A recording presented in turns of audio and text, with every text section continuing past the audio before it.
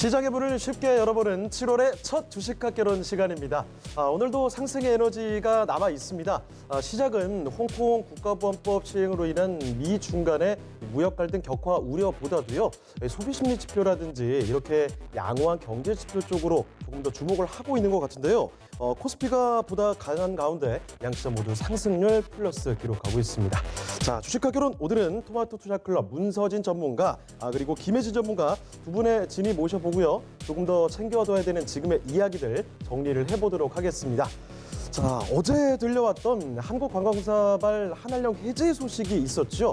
특히나 지금 주식시장에서 강하게 반응이 있었는데 그 얘기를 먼저 좀 짚고 넘어가 보도록 하겠습니다. 자, 주식경제 이야기 쉽게 풀어보는 지니스타 들어가 보겠습니다.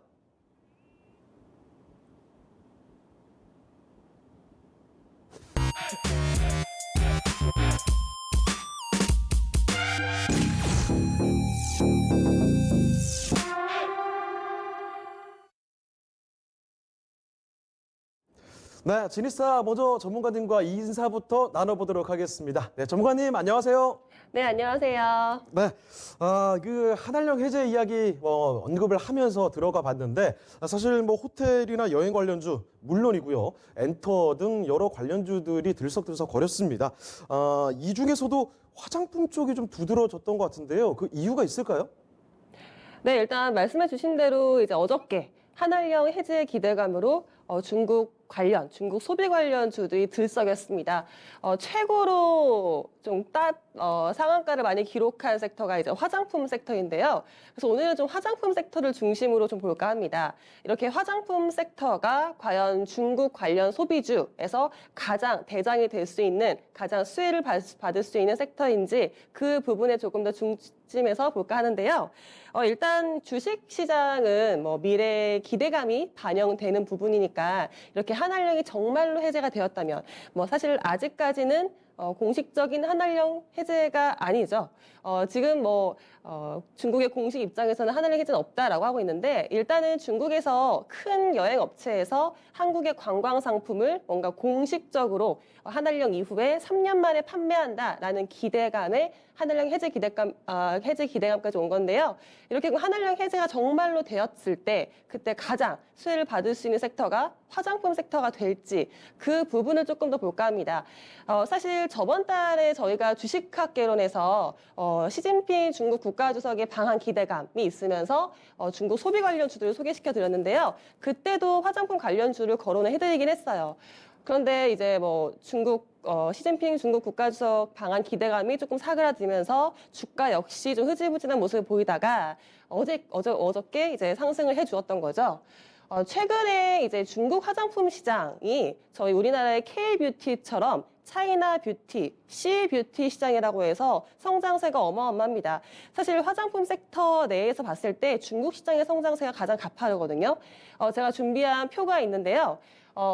보실 표는 이제 중국에서 상품의 카테고리별로 월별로 얼만큼 많이 팔리는지 성장을 하는지를 보여주는 표입니다. 보시면 각 카테고리가 다 나눠져 있는데요. 거기서 가장 두드러지게 성장하는, 가장 빠르게 성장하고 많이 성장하는 카테고리가 뷰티, 코스메틱, 화장품입니다. 보시면 밑에 이제 생필품 관련 카테고리의 성장률과 맞먹을 정도로 빠르게 성장을 하고 있는데요. 이렇게 중국의 뷰티 상품, C뷰티 시장이 커지고 있기 때문에 이 시장을 장악하기 위한 우리나라 기업뿐 아니라 글로벌 기업들의 확진세가 또 두드러지는데요. 최근에 3년까지만 해도 중국 화장품 시장이 이렇게 크지는 않았습니다. 3년까지만 해도 중국의 여성들 중에서 이렇게 색조 화장품을 사용한다라는 비율이 40% 정도밖에 안 됐거든요. 근데 최근에는 좀 달라졌습니다. 최근에는 중국의 여성들 비율 중에 80% 이상이 파운데이션을 사용한다라고 했고요. 그다음에 중국 여성의 1인당 색조 화장품을 가진 개수가 11개다라는 통계도 있었거든요. 그리고 최근에 또 이제 중국의 화장품 시장에서 색조 화장품이 많이 팔리고 있는데 최근에 가장 많이 팔리는 제품이 아이섀도우입니다. 이제 눈을 화장하는 거죠. 최근에 이제 코로나 때문에 마스크를 많이 착용하게 되니까 중국 여성들이 전체적인 화장보다는 눈 화장을 조금 더 강조하기 위해서 이 아이섀도우 제품도 중국에서 많이 팔리고 있습니다. 자, 이렇게 중국에서 여성들이 이제 뷰티에 대한 관심도 커지고 있고 소비력도 증가하면서 중국 내에서 가장 크게 빠르게 성장하고 있는 시장이 화장품 섹터다, 코스메틱 사업이다라고 해서 이 시장에 관련된 기대감이 큰데요. 최근에 6월 1일부터 6월 18일까지 6.18 쇼핑 페스티벌이라고 해서 중국에서 좀 대대적인 온라인 쇼핑 행사가 있었습니다. 이때 관련 매출을 보시면 제가 그래프를 준비하기도 했는데요. 이때 징동닷컴이라고 중국 내 온라인 쇼핑몰에서는 우리나라 돈으로 46조 원의 매출액이 발생했고요. 또 알리바바, 중국의 최대 쇼핑몰이죠. 알리바바 같은 경우에는 119조 원의 매출액을 달성했습니다. 6월 1일부터 6월 18일까지 중국 내에서 이렇게 온라인 쇼핑몰이 발생한 매출액이 205조 원이었는데요. 그중에서 코스메틱, 뷰티 관련 매출이 7.5조 원, 8조 원이 가깝게 일어났습니다. 비율로 치면 약 5% 정도인데요. 이게 뭐 가전도 팔리고 생필품도 팔렸는데 전체 매출액에서 5%가 코스메틱, 뷰티 매출을 차지했다는 점은 조금 더 고무적인 것 같고요. 그래서 이 중국 시장 내에서 이 뷰티 산업에 뛰어들려고 하는 기업들이 많아지고 있습니다. 중국 관련 소비주에서 일단 화장품 섹터가 조금 더 관심받는 이유는 이렇게 중국의 C뷰티 산업이 최근에 커지고 있기 때문인 것 같습니다. 이 행사 한 번에 중국에서 뷰티 관련 매출이 조 단위로 나온다는 건 정말 대단한 것 같습니다. 이렇게 성장하고 있는 중국의 화장품 시장인데요. 자, 전문가님, 그런데 이전에는 사실 중국 내에서도 우리나라 기업들의 입지가 좀 확실했었잖아요. 이런 상황 속에서 앞으로의 수혜 기대감 확실하게 좀 가져갈 수 있다고 보실까요? 어떻게 보세요? 말씀해 주신 대로 중국에서의 코스메틱, 뷰티 사업 시장은 커지고 있습니다. 그런데 우리나라 기업이 실제로 수혜를 받을 수 있을지는 사실 저는 모르겠어요. 만약에 과거였으면, 3, 4년 전이었으면 이 시장에서 충분히 우리나라 기업들이 수혜를 받을 것입니다. 라고 말씀을 드렸겠지만 지금은 좀 입장이 다르거든요. 우리나라의 뷰티 브랜드, 대표적으로 이제 아브레퍼시픽의 설화수가 있고요. 그 다음에 LG생활건강의 후가 있는데요. 이 두 개의 제품의 전략은 프리미엄 전략입니다. 그러니까 중국 내에서 프리미엄 화장품의 시장을 점령하겠다라는 게 전략이었는데요. 3, 4년 전까지는 이 전략이 들어맞았고 점유율이나 판매량 부분에서 좀 더 독보적인, 압도적인 위치를 차지했던 게 K뷰티인데요. 최근에는 조금 입지가 흔들리고 있습니다. 이 프리미엄 시장에서 우리나라 브랜드가 아닌 외국 브랜드, 미국이나 유럽, 일본 브랜드가 상위권을 차지하고 있고요. 그렇다고 우리나라 브랜드가 그렇다고 중저가 라인에서 좀 입지적일 수 있느냐? 그 부분도 아쉬운 게 그렇다면 중국의 로컬 제품들이 이제 가격력, 조금 더 경쟁력 있는 가격으로 점유율을 넓히고 있거든요. 제가 보여드릴 그림이 하나 있는데요. 아까 말씀드렸던 6월 1일부터 6월 18일까지 이루어졌던 온라인 쇼핑 페스티벌에서 그 그림을 보여드리기 전에요. 제가 보시는 그림은 최근 3년간의 중국에서 수입된 화장품, 외국 화장품의 수입 비중입니다. 보시면 검정색 그래프가 이제 우리나라 화장품의 수입 비중인데요. 중국 내에서 이제 우리나라 화장품을 3, 4년 전까지만 해도 조금 더 많이 수입을 하다가 최근에 작년에는 우리나라 화장품을 조금 덜 수입하고요. 차라리 일본이나 프랑스 제품들을 많이 수입했습니다. 그만큼 점유율이나 입지율이 조금 낮아지고 있는 게 우리나라 화장품 기업들의 입지인데요. 그 다음 보여드릴 그림이 이제 6월 1일부터 6월 18일까지 이루어졌던 중국의 그 온라인 쇼핑 페스티벌에서 화장품 브랜드가 상위 매출에서 어느 정도 차지했는지를 나타내는 브랜드 순위입니다. 보시면 그림이 보이실지 모르겠어요. 여기에 우리나라 기업은 딱 한 개가 있는데요. 브랜드가 하나가 있는데 LG생활건강이 후입니다. 보시면 6위를 차지하고 있거든요. 중국에서는 이제 외국어, 외래어를 본인들의 이제 언어로 다 바꾸기 때문에 이 부분에서 우리가 아는 용어는 아니지만 6위가 이제 우리나라 제품이고요. 1위나 2위, 3위가 다 해외 브랜드예요.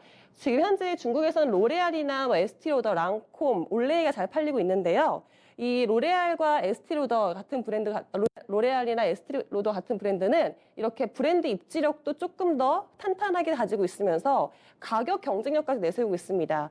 이때 쇼핑 페스티벌 했을 때 세일을 많이 해줬다고 해요. 근데 반면에 우리나라 기업들, 뭐 후라든지 설화수 같은 경우에는 가격 세일은 하지 않았다고 합니다. 물론 그 점에서 봤을 때는 뭔가 괜찮지 않냐 생각할 수도 있겠지만 일단 브랜드 이미지 자체가 점유율 자체가 조금 더 깎였다고 생각하시면 좋으실 것 같고요.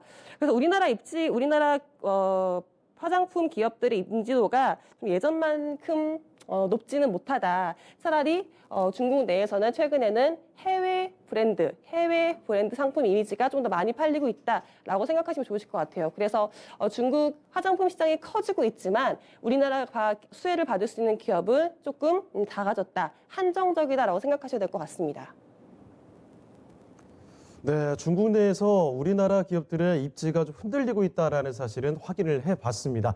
자, 그런데 전문가님, 그럼에도 불구하고 이 화장품주 중에서 골라본다면, 아니면 조금 더 넓게 봐서 이 중국 소비주 중에서 골라본다면 어떤 기업들에 주목해보는 게 좋을까요? 일단 말씀을 드린 대로 중국 화장품 시장 관련해서 우리나라 기업들이 조금 수혜를 받을 수 있는 폭이 작아졌는데요. 그럼에도 불구하고 화장품 관련주를 투자하고 싶으시다라고 생각하신다면 말씀해 드린 대로 브랜드 이미지를 공고히 다지고 있고 그리고 실제로 실적 기대감이 있는 기업을 찾으셔야 되겠죠. 어저께도 상한가를 나타냈던 종목들 중에 사실은 가시적인 실적 기대감이 있는 종목들은 없었거든요. 제가 차라리 중국에서 이렇게 좀 실적 기대감도 있고 브랜드 이미지를 공고히 하고 있는 기업 찾아라라고 하면 저는 LG 생활건강을 추천해드리고 싶습니다. 3년 전까지만 해도 사실은 설화수의 입지가 조금 중국 내에서 탄탄했는데요.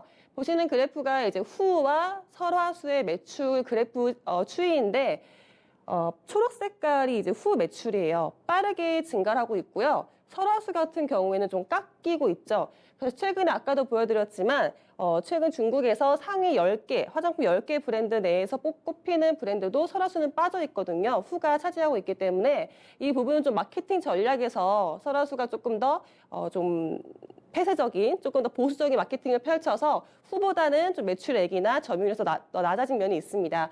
그래서 만약에 중국 관련 화장품 기업들 중에서 좀 괜찮은 기업을 하고 싶어요, 나 화장품 섹터 투자하고 싶어요 하시는 분들은 LG 생활건강의 후를 보시면 좋으실 것 같고요.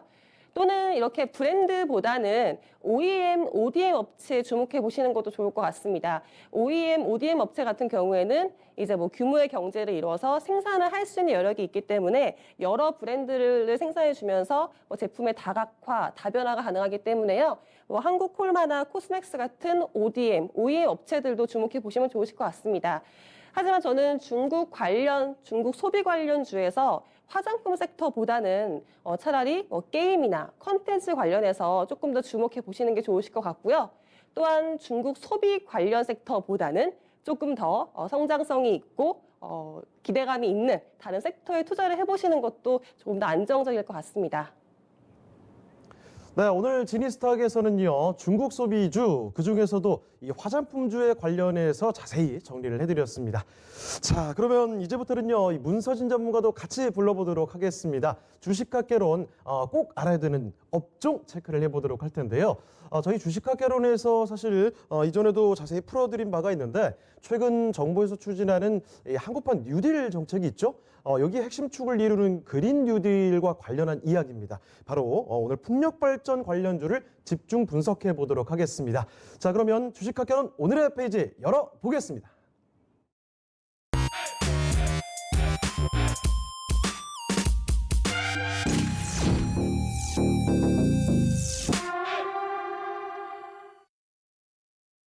자, 전문가님, 일단 여쭤보고 싶은 게 하나 있는데요. 일단 이 풍력 같은 신재생 에너지 쪽, 이 석유를 대체하는 에너지라고 볼 수가 있잖아요. 이런 석유값이 저렴한 이 저유가 시대에도 풍력 발전 시장이 괜찮은지 그 궁금증 먼저 풀어보도록 하죠.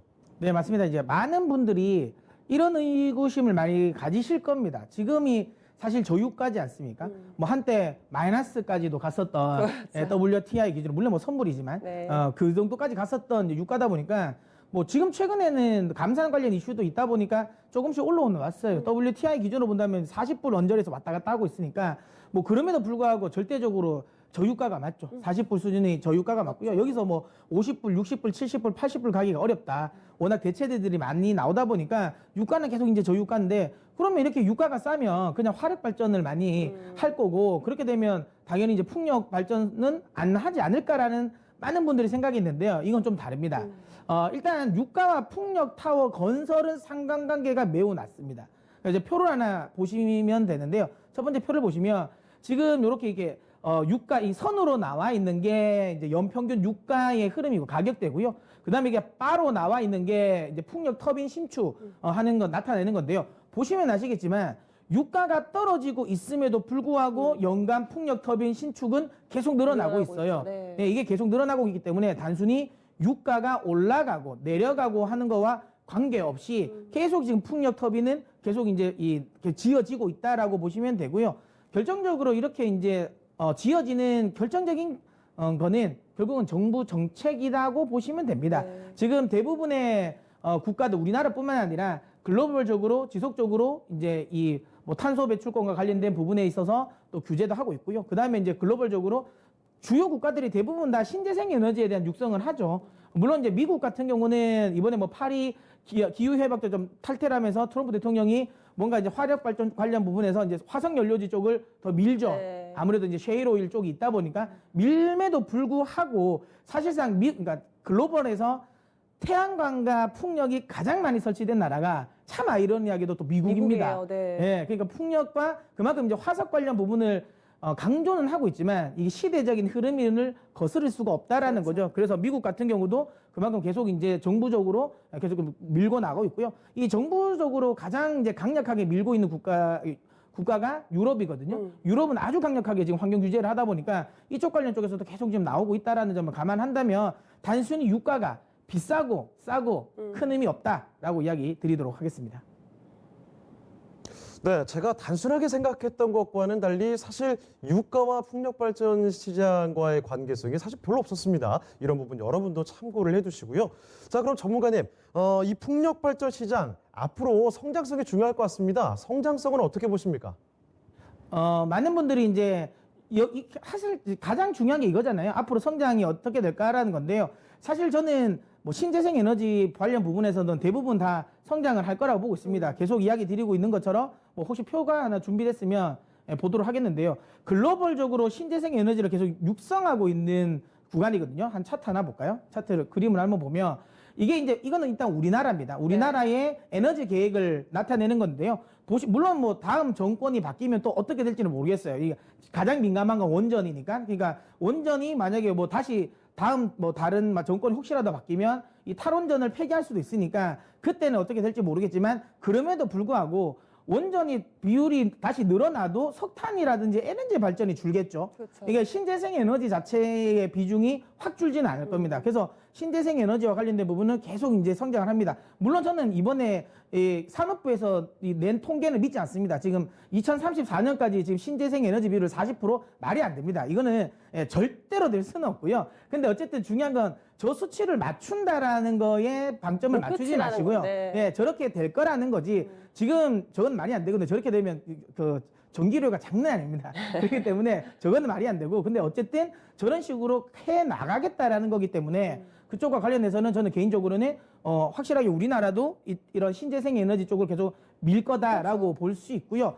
그 다음에 이제 다음 표를 하나 보시면 이게 이제 결국엔 제가 앞서 풍력 이야기할 때 뭐 사실 이제 유가보다는 정책이다라고 이야기 드렸는데요. 보시는 것처럼 지금 탄소 배출권 감축 목표량이 가장 중요합니다. 신재생 에너지와 관련돼서 가장 중요한 게 이 탄소 배출권 감축과 관련된 부분인데요. 보시는 것처럼 우리나라, 미국, 중국, 일본, 뭐 유럽, 캐나다 전체적으로 연간 30% 가까운 수준으로 계속 이제 탄소 배출권을 이제 탄소 배출을 줄이겠다라는 건데요. 자, 이게 왜 중요하냐? 그러니까 많은 분들이 신재생 에너지를 생각할 때 탄소 배출권과 관련된 부분을 연결해서 생각은 하지 않거든요. 근데 이거는 매우 중요합니다. 그러니까 많은 분들이 안 알려주는 걸 저희가 이 꿀팁인가요? 예, 꿀팁입니다. 투자를 신재생 에너지 관련을 할 때 좀 꿀팁인데요. 네. 자, 이 한전이 작년에 적자가 많이 났지 않습니까? 그렇죠. 그 지금 1조 한 6천억 가까이 적자가 났거든요. 그 중에 6천억을 마이너스 난 게 뭔지 아세요? 그게 탄소 배출권을 사는데 든 돈이에요. 그러니까 원래 지금 탄소 배출권을 그러니까 2017년까지는 무상으로 그냥 다 줬어요. 네. 할당을 해줬습니다. 그리고 나서는 이제 소위 말해 내가 이만큼 탄소를 배출을 하면 거기에 맞게 탄소 배출권을 사야 돼요. 그래야지 그걸 소위 말하는 발전을 돌리고 할 수 있거든요. 그렇죠. 근데 그 사용량이 작년에 엄청나게 많이 늘었어요. 근데 이건 좀 아이러니하게 아무래도 이제 탈원전을 하면서 원전 가동을 줄이고 LNG라든지 화력 발전을 늘렸잖아요. 네. 그러면서 한전이 사실상 그 탄소를 굉장히 더 많이 배출한 겁니다. 그럴 수밖에 없겠네요. 그러면 그만큼 더 많은 탄소 배출권을 사야 되거든요. 네. 탄소 배출권을 사야 된다라는 게 그래서 이겁니다. 그러니까 유가가 싸지니까 그러니까 화력 발전이 가겠지. 그러니까 우리가 흔히 말하면 지금 현재 태양광, 풍력 이런 신재생 에너지의 발전 단가가 지금 현재 있는 이런 화력 발전의 발전 단가보다는 높다라고 생각하는데 이게 점점점 지나면 탄소 배출권을 사야 돼요. 그러니까 화력 발전을 더 많이 굴리려면 그만큼 맞는 탄소 배출권을 사야 되기 때문에 실질적으로 발전 단가는 화력 발전은 그러니까 화석 연료 발전기는 점점 발전 단가는 올라갑니다. 비용이 비용이 계속 증가하고요. 네. 그에 반해서 사실 이 신재생 에너지는 계속 낮아지는 거죠. 어차피 탄소 배출권을 살 필요가 없기 때문에. 그렇죠. 그리고 또 중요한 건 뭐 이 신재생 에너지는 그거잖아요. 시간과의 싸움입니다. 뭐냐면 뭐 아무래도 화석 연료 쪽에 화력 발전 같은 경우는 내가 투자를 하고 거기에 대한 유지 보수 비용이 또 굉장히 많이 들어가요. 근데 사실 태양은 공짜입니다. 바람도 공짜죠. 일단 설치를 하고 물론 뭐 유지 보수는 해야 되긴 하지만 그럼에도 불구하고 화력 발전 내 유지 보수비보다는 훨씬 더 싸다라는 거죠. 그래서 시간의 문제일 뿐 결국에는 신재생 에너지가 이긴다라는 거예요. 그래서 그쪽 관련해서 지금 신재생 에너지는 장기적으로 보면 여전히 긍정적일 수밖에 없다. 그리고 거기에 핵심은 여러분 다시 한번 이야기지만 탄소 배출권에 있다라고 생각하시고 저는 장기적인 흐름 계속 여전히 긍정적이라고 보고 있습니다. 그리고 중요한 건 그러면 신재생 에너지 중에 왜 풍력이냐? 네. 태양광은 사실 우리나라 쪽에서 지금 경쟁력이 상당히 많이 없습니다. 물론 뭐 하나솔루션이 경쟁력을 가지고 있는데요. 하나솔루션을 제외하면 우리나라에서 마땅하게 태양광 관련 종목이라고 볼 만한 건 없습니다. OCI에 있는데요. 근데 중요한 건 아시겠지만 OCI는 폴리실리콘을 만드는데 폴리실리콘 가격이 계속 지금 떨어지고 있고요. 그럼 결국에는 하나솔루션은 좋은 건 그 폴리실리콘 싸지는 폴리실리콘을 원료로 셀을 만들지 않습니까? 그러니까 원재료가 싸지니까 당연히 하나솔루션은 좋지만 실질적으로 OCI 같은 경우는 중국 업체들과 가격 경쟁도 많이 나기 때문에 안 좋은 거죠. 그러면 나머지 애들이 있냐? 가격 경쟁이 없어요. 그래서 저희가 태양광 또 이야기를 하고 싶은데 종목이 없습니다. 네. 한 종목밖에 없어가지고 그래서 우리가 좀 찾기가 어렵다는 거고요. 그러면 우리나라의 좀 강점, 신재생 에너지 관련 종목 중에서 강점이 있는 건 풍력이라고 보기 때문에 그래서 저희가 이제 풍력을 좀 알아보려고 이렇게 주제를 또 이번 주에 또 준비했습니다. 네, 신재생 에너지 정말 전 세계에서 몰려오는 이 파도를 막을 수가 없습니다. 글로벌적인 흐름이고요.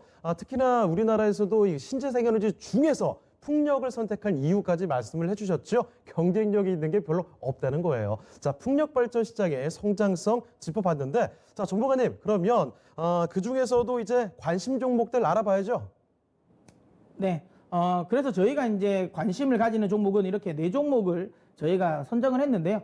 자, 대표적으로 다들 아시는 것처럼 동국 SNC, 그 다음에 CS 윈드, 유니슨이고요. 그 다음에 이제 SK D&D는 저게 왜 풍력으로 엮이냐라고 모르시는 분들도 계실 것 같은데 제가 나중에 설명을 드리겠습니다. 왜 이게 풍력인지. 자, 일단 먼저 제일 많은 분들이 아는 동국 SNC 볼까요? 동국 SNC 최근에 주가 흐름이 괜찮죠. 네, 신재생 에너지에 대한 정책이 나올 때마다 이제 반응을 해주고 있는 기업인데요. 이 동국 SNC는 이제 풍력 발전용 윈드타워를 제조를 전문하는 기업입니다. 2001년에 이제 동국 산업에서 이제 네. 물적 분할돼서 생긴 기업이고요. 동국 산업 같은 경우에는 이제 뭐 철강, 용접을 잘 하잖아요. 그러니까 거기에 기술력이 있는 걸 앞세워서 이제 풍력 발전용 윈드타워를 만들었는데 이쪽에서의 좀 기술력이 또 괜찮아서 세계적으로 좀 더 주목을 받고 있거든요. 일단 제가 뭐 도움이 되시라고 풍력 발전 윈드타워 어떻게 생겼는지는 네. 아실 요렇게 테긴 하겠지만 생겼잖아요. 이렇게 생겼잖아요. 제가 여기서 사진도 많이 찍었습니다. 놀러 가면 이렇게 풍력 발전소 있잖아요.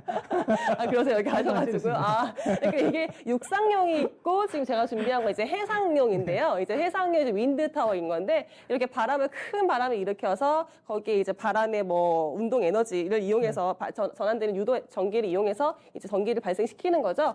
이런 그림이 있는데, 여기서 이제, 동국 SNC가 영위하는 산업은 역시나 뭐, 신재생 에너지 부분이 가장 많습니다. 제가 뭐, 매출 구성도 준비하긴 했는데요. 아무래도 신재생 에너지 그 윈드타워에서 발생하는 매출이 가장 많고요. 그 다음에 아까 동국산업에서 말했던 그 철강의 이제 용접 같은 부분에서도 많이 나타나고 있는데, 그러면 구체적으로 이제 동국 SNC가 어떠한 윈드타워에서 뭐 기술력을 보유하고 있는지를 보여드릴게요.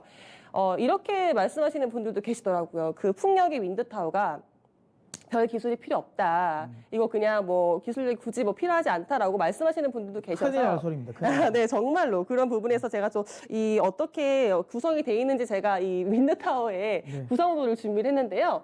여기서 특히 동구 SNC가 좀 기술력을 가지고 있는 부분은 너셀입니다. 네, 이 너셀. 부분이 네. 너셀인데요. 이게 이제 바람을 일으키는 이제 그 블레이드가 있죠. 네. 그 블레이드 뒤에 있는 부분이에요. 여기에 들어있는 거 너셀은 뭐 예를 들어 발전기도 들어가 있고요. 뭐 구동 장치도 들어가 있고, 그다음 브레이크 같은 거 들어가 있거든요. 근데 이거를 보관하는 함을 이제 너셀이라고 생각하시면 될 것 약간 같은데. 그 서진 시스템의 함체 같은 느낌이네요. 그렇죠, 네, 그렇죠. 통신 장비 함체 같은. 네, 함체 케이스 네, 보관이라고 생각하시면 케이스라고 될 것 보면 같아요. 되겠네요. 예. 네. 그러니까 그 뭐 쉽게 말하면 뭐 프로펠러 돌아가는 거 바람개입이 뒤에 이제 있는 그 너셀인데, 네. 이 부분 같은 경우에 좀 기술력이 필요해요. 사실 블레이드가 돌아가면서 강한 바람을 맞으면 돌아가잖아요. 네. 그럼 너셀도 함께 충격을 받을 수밖에 없거든요. 그렇죠. 그럼 만약에 그 충격을 이기지 못했을 때 이 이음새가 만약에 떨어져 나가면 그 부분에서 또 엄청나게 또 손실이 일어날 날아가겠죠. 네. 그렇죠. 뭐 피해도 있을 수 있고요. 그래서 사실은 글로벌적으로 봤을 때 기업들이 그 이음새 부분을 잘 못해서 네. 컴플레인이 있었던 기업들이 사실 많았습니다. 그래서 살아남은 기업이 글로벌적으로 12개밖에 없어요. 최근에 이 러셀에서 좀 기술력을 가지고 영위하고 있는 기업이 글로벌적으로 12개밖에 없기 때문에 그 부분에서는 동구 SNC가 조금 더 두각을 드러낼 것 같고요. 역시나 뭐 고객사가 해외 뭐 주요 주요 이제 매출처 플레이어들을 보유하고 있는데 뭐 GE 같은 경우도 있고요. 그다음에 베스카스도 있고, 그다음에 노르덱스 악시오나라고 그러니까 풍력 발전에서 진짜 주요 메인 기업들을 다 매출처를 확보를 하고 있거든요. 그러니까 이 부분에서 진짜 두각을 받을 것 같고요. 그리고 동국 SNC가 가장 큰 매출처를 일으키는 해외 시장이 미국입니다. 네. 아까 말씀해 주셨잖아요. 통역 발전에서 가장 큰 시장이 미국이라고. 네. 근데 동국 SNC의 해외 매출처 90%가 미국에서 발생을 하고 있거든요. 그러니까 최근에 그래서 미국의 풍력 시장이 커지면 가장 수혜를 받을 수 있는 기업이라고 생각을 하는데, 최근에 이제 미국 같은 데서는 이제 풍력 발전에서 조금 더 이슈가 있었던 게 이 풍력 발전 기업들한테 보조금을 지급을 해주고 있었거든요. 네. 근데 그 보조금이 올해까지 지급이 되는 거였습니다. 그래서 이 보조금이 깎이면 이거에 대한 덜하지 않을까. 그렇죠. 조금 더 위축이 되지 않을까 했었는데, 이 보조금 기간을 연장해줬습니다. 그 다음에 또 그 비율도 세액 공제하는 비율도 높여줬고요. 그래서 그런 부분에서 그 미국의 풍력 시장이 조금 더 커질 수 있는 탄력을 받을 수 있을 만한 동력이 생겼다라고 생각하시면 좋으실 것 같고요. 지금 보여드릴 표는 이제 글로벌적으로 이제 풍력이 얼마나 신규로 설치가 되고 있는지 그래프로 보여드릴 건데, 뭐 사실 뭐 우리나라에서는 아직 풍력 시장이 크지도 않고요. 신규로 아무래도 세워지는- 우리나라는 좀 태양광을 많이 미니까. 그렇죠. 네. 좀 노선이 다른 부분도 네. 있잖아요. 그러니까 신규로 설치되는 풍력 뭐 윈드타워가 별로 없는데, 글로벌적으로는 아까 보셨지만 꾸준하게 신규가 설치되고 있거든요. 그럼 그쪽으로 들어가 납품하는 기업들은 수혜가 받을 수 있을 거라 생각하고요. 그래서 이 미국 같은 경우는 최근에 아직까지 풍력 시장에 큰 시장이 오지 않았다. 최대 규모의 시장은 2024년에 올 것이다라는 통계도 있었거든요. 그렇다면 아직은 개화기, 준비기라고 보시면 되니까 그쪽에서 좀 기술력을 가진 기업들을 조금 더 지켜보였으면 좋겠어요. 그래서 동구 SNC 같은 경우에는 수주도 잘 나오고 있거든요. 네, 요즘에 계속 수주 공시도 나오더라고요. 네, 수주 공시가 꾸준히 계속 나오고 있습니다. 제가 뭐 보여드릴 그래프가 또 있는데, 이거 역시도 동구 SNC의 이제 생산 능력, 설비들을 나타낸 그래프가 있는데요. 이거 같은 경우에도 꾸준하게 수주가 일어나고 있고, 매출도 조금 더 생각보다 안정적으로 일어나고 있기 때문에, 저는 동구 SNC는 풍력 시장에서, 풍력 발전에서는 조금 좀 관심을 가져볼 만한 기업인 것 같아요. 네, 그래서 저는 8점. 네. 네. 요즘에 너무 많이 올라서 그런가요? 밸류에이션의 부담? 그거 약간 깎였나 보네. 네, 그렇죠. 그리고 아직 뭐 국내 시장 개화기라든지 이것도 지켜봐야 됐고요. 정책적인 기대감도 지켜봐야 될 것 같고요. 네. 자, 그러면 그 다음에 또 똑같이 관심을 많이 가지시는 CS 윈드를 일단은 제가 소개시켜 드리도록 하겠는데요. CS 윈드는 앞서 지금 이제 김혜진 전문가님 이야기하셨던 동국 SNC 같은 경우는 너셀 그 뒤에 있는 소위 말하는 함체를 만드는 회사라면 이 CS 윈드 같은 경우는 이 기둥을 만드는 회사라고 보시면 되는데요. 이거 아까 방금 우리가 봤던 그 구조도요? 한번 구조물 구조 한번 혹시 보실 수 있을까요? 그 그림? 예, 제가 프로펠러처럼 준비한 나온 거. 그림인데요. 아, 예. 김혜진 전문가님이 구해오신 거. 네. 예, 프로펠러 모양 있는 거. 감사합니다. 예. 요걸 보면 요겁니다. 그러니까 이 CS 윈드가 만드는 건 여기 보시는 것처럼 이 타워, 여기 기둥, 요거를 만드는 회사가 이제 CS 윈드라고 생각하시면 근데 되는데. 그것도 아세요? 요것도 기둥도 모양 여러 가지가 있거든요. 맞습니다. 네. 근데 이렇게 뾰족하게 모이는 것으로 기술력이 뛰어나요. 네네. 그쪽에서도 그랬어요. 아, 하실래요? CS 윈드 진짜 하실래요? 아닙니다. 네, 네. 죄송합니다. 그래서 그리고 근데 중요한 건 이게 또 희한한 게 모양 또 다른데요. 네, 맞아요. 또 하나 뭐냐면 이게 우리가 흔히 생각하면 뭐 발전이 풍력 발전은 그 육상 발전도 있지만 해상 발전도 있잖아요. 네. 근데 이게 이제 육상 발전에 들어가는 윈드 타워랑 그다음에 해상 발전에 들어가는 윈드 타워가 달라요. 또 달라요. 네, 맞아요. 아무래도 이제 해상 발전은 해수에 소위 말해 부식이 되지 않아야 되기 때문에 거기에 대한 또 기술력도 굉장히 뛰어나야 되거든요. 근데 이 CS 윈드는 그 두 가지를 모두 다 합니다. 제가 준비한 그림을 보시면 한번 보여주시겠습니까? 그러니까 지금 보이시는 게 이제 육상용 이제 플랜트고요, 타워고요. 그 다음에 다음 그림이 요게 이제 해상용 플랜트 색깔이 좀 다르거든요. 네. 아무래도 재질이 좀 다르죠. 근데 코팅도 다르고요. 네. 확실하게 해상용 윈드 타워가 훨씬 더 그렇죠. 돈이 더 많이 됩니다. 더 네. 부가가치가 훨씬 더 높은데 다시 한번 이야기지만 지금 현재 풍력 발전의 추세가 해상 플랜트 쪽으로 갑니다. 해상 풍력 발전 쪽으로 많이 가기 때문에 당연히 앞으로도 마진은 더 높아질 가능성이 매우 높다라고 이야기 드리고 싶고요. 그리고 이제 CS 윈드 같은 경우도 지금 앞서 김혜진 전문가님이 이야기하셨던 그 주요 회사들, 네. 뭐 GE라든지 그다음에 뭐 지멘스라든지 그다음에 이제 노르닥스라든지 뭐 이런 회사들의 베스파스, 전체 다 납품을 하고 있다라고 보시면 되고요. 결국에는 뭐 그들 기업들이 얼마나 소위 말하면 이 터빈을 만드느냐에 따라서 네. 결국에는 뭐 터빈 수요가 늘어난다라는 거 그만큼 풍력 발전이 지어진다라는 거기 때문에 그만큼 같이 이제 실적 성장을 한다라고 보시면 되고요. 다시 한번 이야기하지만 CS 윈드 같은 경우는 앞서 동국 SNC 대비해서도 주가가 굉장히 또 쌉니다. 밸류에이션적으로도 싸고요. 그리고 이제 미국 시장 쪽이죠. 그러니까 원래는 사실 이제 동국 SNC 같은 경우가 원래 우리나라에서 죄송합니다. 이 CS 윈드가 원래 우리나라에서 생산해서 납품하고 그다음 베트남에 생산 기지가 있었어요. 네. 근데 이번에 미국이 베트남에 관세를 굉장히 많이 매겨버렸어요. 네. 33%거든요. 그래서 지금 이제 CS 윈드가 옮겼습니다. 주 생산 라인을 말레이시아로 옮겼어요. 그래서 요게 지금 현재 캐파가 빨리 증설돼서 잘 되더라고요. 그래서 지금 올해 수주 목표치는 초과 달성할 가능성이 많다고 지금 시장에서 예상을 하고 있습니다. 뭐 최대치 한 1조 원을 달성할 수도 있다, 넘길 수도 있다라고 이야기를 하고 있으니 지금 시총 대비해서 매출 1조 원이면 엄청난 거거든요. 그래서 실적 대비해서 지금은 저평가다라고 보시면 되고요. 이거는 똑같습니다. 김혜진 전문가님 이야기하신 것처럼 미국 풍력 시장이 보조금이 연장됐다라는 건 똑같이 수혜를 받을 수 있는. 수혜라고 보시면 되고요. 그래서 제가 드린 점수는 동국 SNC보다 좋을 것 같습니다. 9점. 왜냐 밸류에이션적으로 훨씬 더 싸거든요. 네. 자, 다음. 그다음은 유니슨 볼게요. 저는 걱정됩니다. 왜냐하면 이 친구가 그 터빈을 만드는 회사잖아요. 네. 좀 걱정은 되는데 한번 들어보죠. 맞아요. 사실은 제가 동구 SNC 설명했던 것이나 아니면 문성희 전문가님께서 CS 윈드를 설명했던 약간 결은 좀 다르게 설명을 드릴 건데요.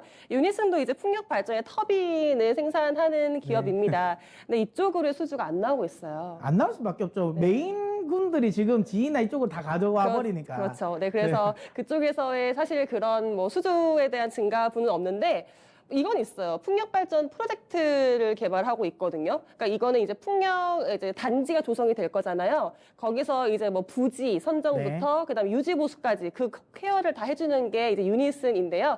그래서 2005년에 국내 최초로 이제 대규모 풍력 단지를 조성했던 이력이 있습니다. 이게 지금 강원 풍력 발전 단지랑요. 그다음에 영덕에 있는 풍력 발전 단지를 조성했는데 뭐 일단 뭐 과정은 뭐 제가 풍력단지를 조성하는 프로젝트 과정 개요도를 준비하기도 했는데요.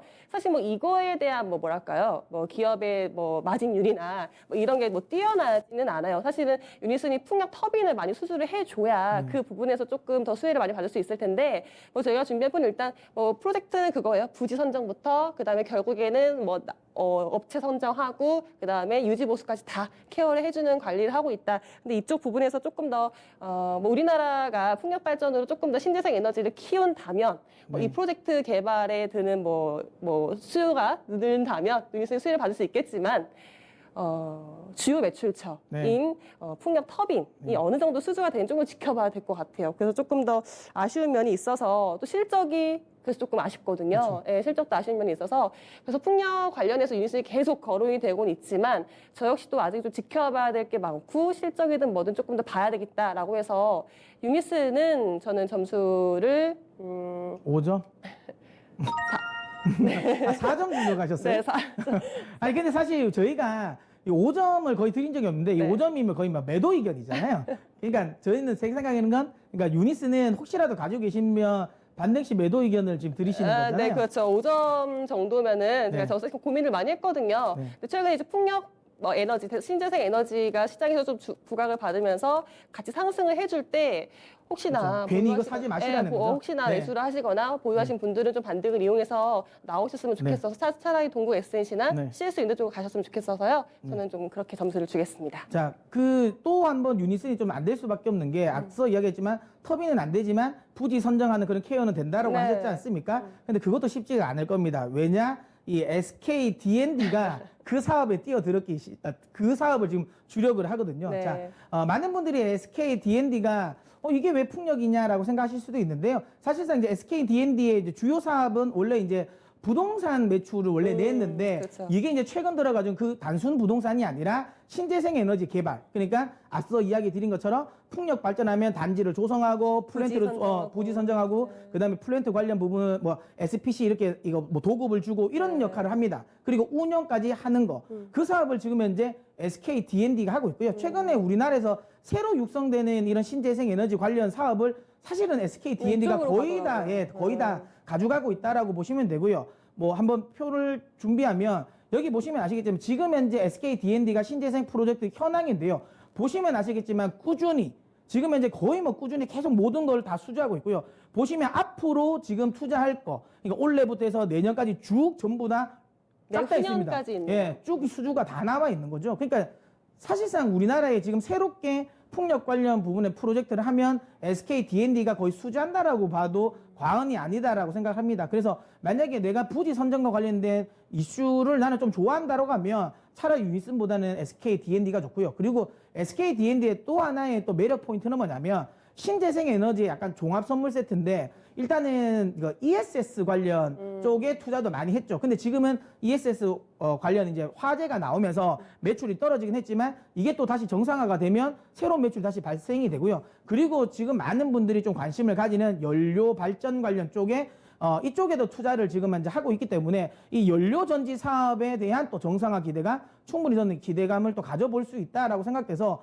만약에 나는 실질적으로 뭐 풍력이나 신재생 에너지 관련 뭔가 자체적인 생산을 하는 기업보다는 오히려 관리하고 이쪽으로 투자하는 걸 더 좋아하시는 분들은 오히려 SK D&D가 또 성격이 맞을 수도 있습니다. 그래서 제가 드리는 SK D&D 점수는 저는 9점을 드리도록 하겠습니다. 네, 오늘은 점수 폭이 좀 있습니다. 5점부터 해서 9점까지 나오고 있는 상황이거든요. 자, 9점이 두 종목인데요. CS윈드와 SK D&D입니다. 전문가님, 그럼 탑픽은 어떤 종목이죠? 네, 저희가 제시한 탑픽은 아무래도 밸류에이션과 관련된 부분, 그 다음에 시장이 어쨌든 이슈를 또 받는 거를 감안하면 CS윈드가 저는 가장 좋다고 보기 때문에 CS윈드를 탑픽으로 저희는 선정해 드리도록 하겠고요. 뭐 일단 뭐 매수는 저는 현재가에 뭐 매수 가능하다라고 이야기 드리고 싶고요. 목표가는 앞서도 이야기 드린 것처럼 좀 높게 잡으셔도 됩니다. 한 55,000원 수준까지의 반등. 왜냐하면 정책적으로 계속 이쪽은 밀고 나갈 가능성이 매우 그렇죠. 높아요. 네. 그래서 목표가는 55,000원, 손절가는 한 35,000원을 설정하시고 대응하면 되지 않을까 생각합니다. 네, 오늘 풍력 발전 살펴봤습니다. 탑픽은 CS윈드로 선정이 됐는데요. 참고를 하시길 바랍니다. 자, 그리고 드릴 말씀이 있습니다. 탑픽 종목 저희가 괜히 선정을 해드리는 게 아닙니다. 지난주에 한 수요일쯤이었나요? 이 폴더블 폰을 말씀드리면서 이 파인테크닉스를 탑픽으로 꼽아드렸는데 오늘 정말 급등이 나왔습니다. 10% 넘는 급등세 보여주다가 지금도 사실 강한 모습 그대로 유지를 해주고 있는 상황인데요. 자, 전문가님, 파인테크닉스 질문 한 가지만 드릴게요. 앞으로 투자 전략은 좀 어떻게 가져가는 게 좋을까요?